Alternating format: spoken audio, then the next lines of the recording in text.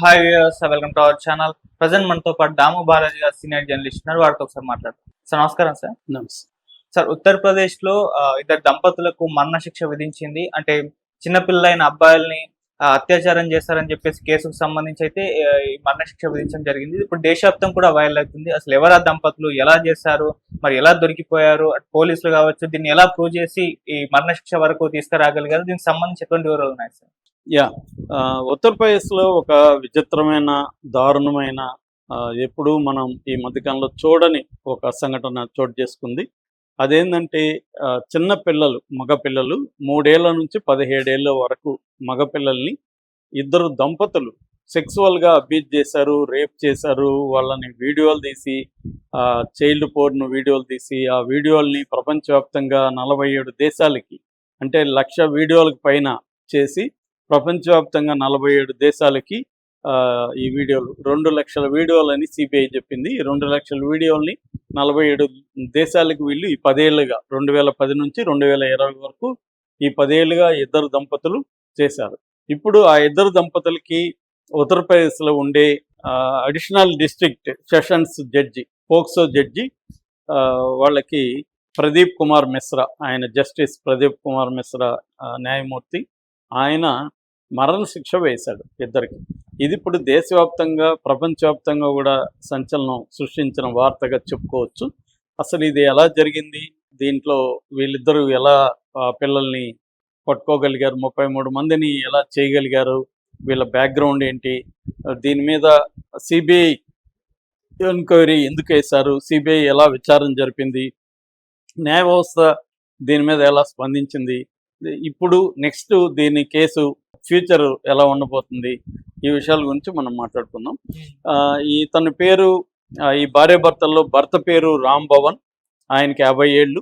ఆయన ఇరిగేషన్ డిపార్ట్మెంట్లో జల్కల్ అంటారు, అంటే వాటర్ వర్క్స్లో ఒక జూనియర్ స్థాయి ఇంజనీర్గా వర్క్ చేస్తున్నాడు.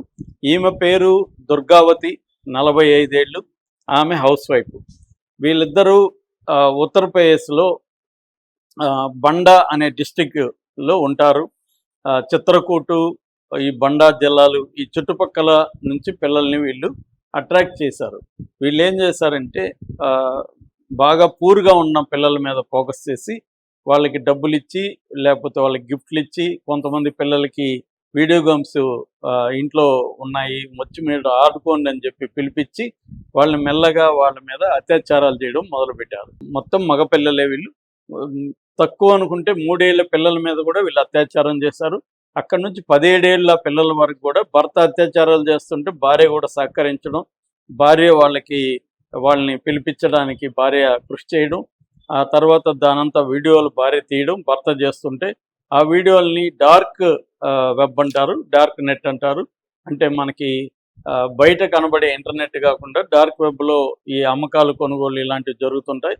సో దాంట్లో వీళ్ళు పెట్టి దాదాపు 2 లక్షల వీడియోల్ని 47 దేశాలకు వీళ్ళు అమ్మినట్టుగా చెప్తున్నారు.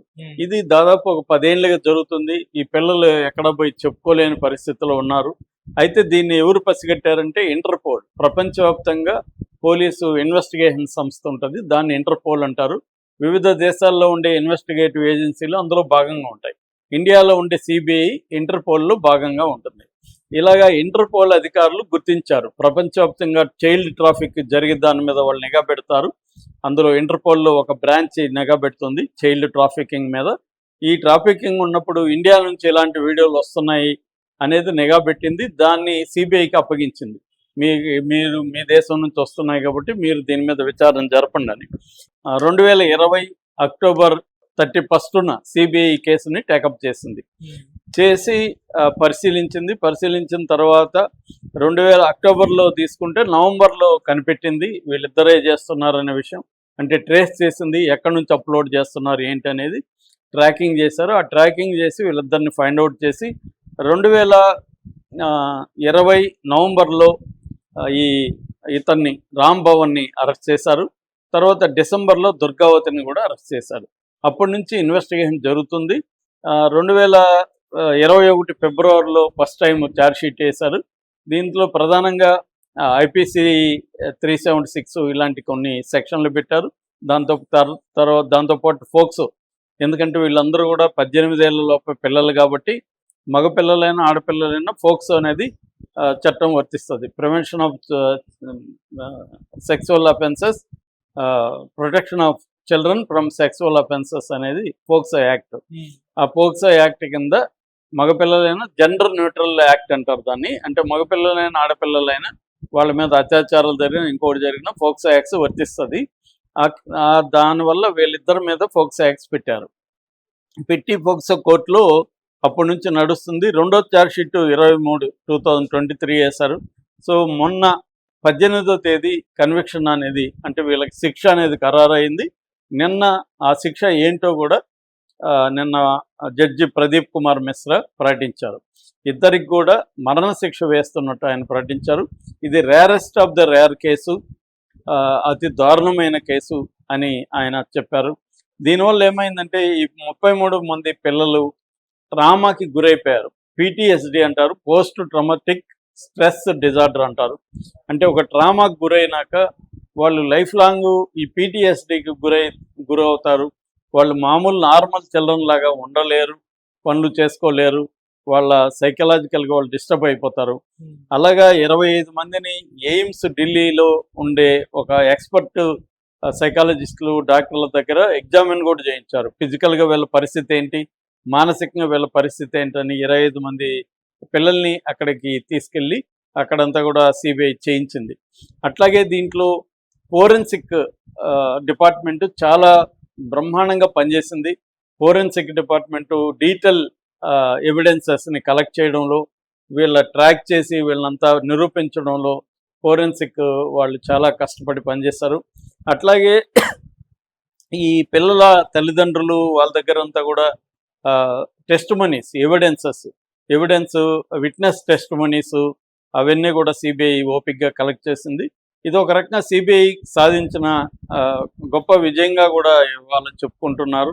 ఎందుకంటే దీని థరోగా with the help of forensic science labs CBI దీన్ని చాలా పకడ్బందీగా చేసింది. కాకపోతే 2020లో కేసు టేకప్ చేస్తే 5 ఏళ్ళు శిక్ష పడడానికి టైం తీసుకుంది మన న్యాయ వ్యవస్థలో. ఎందుకంటే న్యాయ వ్యవస్థ కావచ్చు, CBIకి ఉన్న అనేక కేసులు వల్ల కావచ్చు, దీని మీద ఫుల్ టైం పెట్టలేకపోవడం కావచ్చు, 5 ఏళ్ళ టైం అయితే పట్టింది. ఇది ఇప్పుడుతో ఆగే పరిస్థితి లేదు. ఎందుకంటే ఇప్పుడు పోక్సో కింద ట్రయల్ కోర్టు పోక్సో కోర్టు కాబట్టి దీని మీద ఇప్పుడు వాళ్ళు ఆ దంపతులు ఇద్దరు కూడా హైకోర్టుకి వెళ్తారు. హైకోర్టుకి వెళ్ళినప్పుడు మళ్ళీ అప్పీల్కి వెళ్తారు కదా, అప్పీల్కి మళ్ళీ టైం ఉంటుంది. మళ్ళీ హైకోర్టులో ఇవన్నీ నడుస్తాయి. హైకోర్టులో మళ్ళీ వీళ్ళ తరపున డిఫెన్స్ అడ్వకేట్లో ఆర్గ్యూ చేస్తారు. మళ్ళీ ఒకవేళ హైకోర్టు కాకపోతే మళ్ళీ సుప్రీంకోర్టుకి వెళ్తారు. ఇది ఇంకొక 5 ఏళ్ళు పడుతుంది అనేది ఎక్కువ మంది చెప్తున్నారు. అంటే మన దేశంలో ఏంటంటే ఇట్లాంటి వాటికి ఫాస్ట్ ట్రాక్ కోర్టులు ఏర్పాటు చేయడం, స్పీడ్గా చేయడం, అట్లాగే ఇట్లాంటి కేసుల్ని ప్రత్యేకంగా హైకోర్టులు కానీ సుప్రీంకోర్టులు కానీ పెండింగ్ లేకుండా త్వరగా విచారణ జరపడం అవసరం అనేది చెప్తున్నారు. కానీ మామూలుగా తీసుకుంటే దేశంలో 5 కోట్ల పైన కేసులు పెండింగ్లో ఉన్నాయి. ఒక సుప్రీంకోర్టులోనే 55,000 నుంచి 60,000 కేసులు పెండింగ్లో ఉన్నాయి. కాబట్టి అందుకనే ఇట్లాంటి ఒక అత్యంత దారుణమైన ఘోరాలు జరిగినప్పుడు కూడా త్వరగా వాళ్ళకి శిక్ష పడే పరిస్థితి ఇండియాలో లేకపోవడం అనేది ప్రధాన లోపంగా చెప్తున్నారు. దీంట్లో special public prosecutor Kamal Singh Gautam ఆయన కూడా మీడియాతో మాట్లాడారు. ఆయన కూడా ఇదే అభిప్రాయం వ్యక్తం చేశాడు. మనకి స్పీడ్గా న్యాయం జరగాలి, అది జరగట్లేదు అనేది చెప్పారు. మేబీ ఆంధ్రప్రదేశ్లో అయితే వీళ్ళిద్దరిని ఆత్మహత్య చేయించి ఉంటారేమో తెలియదు. ఎందుకంటే ఇంత జరగట్లేదు కదా, వీళ్ళు ఇప్పటికీ వాళ్ళ నేరం బయటపడే 5 ఏళ్ళు అయింది. మళ్ళీ ఇంకొక 5 ఏళ్ళు అవుతుందా అన్న అనుమానాలు వస్తున్నాయి. అంటే 10 ఏళ్ళు పట్టచ్చు.